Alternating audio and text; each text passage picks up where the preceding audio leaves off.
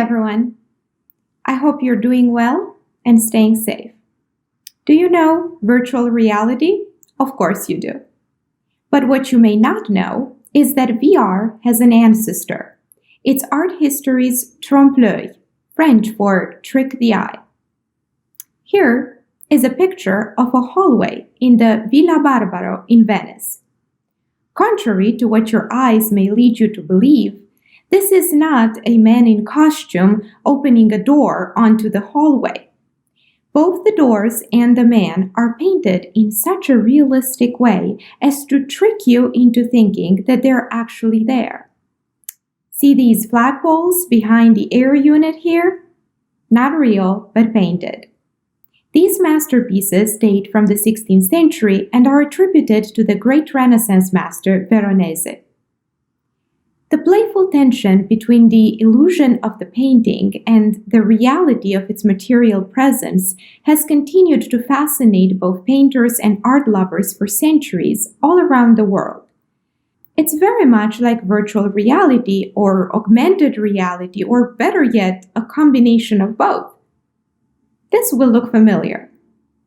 Okay, maybe it is not what we all are experiencing as we're working from home these days, but it does remind us that in an age where self-isolation and social distancing keep us safe, our lives have been largely transferred to the online sphere.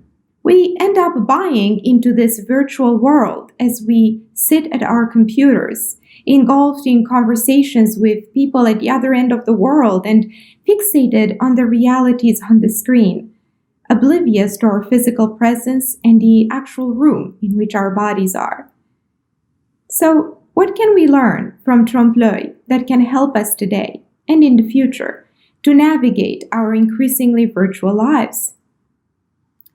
The artificial nature of the online sphere entails that we're at risk of losing touch with ourselves. But, as trompe-l'œil teaches us, the artificiality does not have to be a trap. Not if we're aware of it and even learn how to enjoy it at an intellectual, aesthetic level. Our computers are very much like Veronese's fresco or Borel del Caso's painting.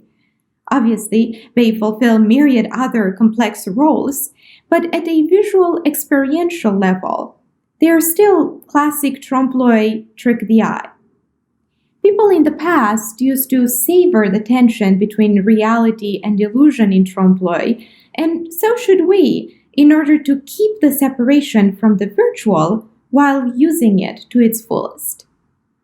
As 3D models, VR, AR, and AI continue to evolve and affect our lives, and now more than ever we know that the future is headed that way, the artistic tradition of trompe-l'œil provides us with a healthy intellectual exercise, namely to recognize and even to enjoy the artifice of illusion, and in doing so to be reminded of what grounds us, our physical presence in the world, and the stability of our positions as beholders, our roles as observers. On that note, keep well, stay safe, be playful.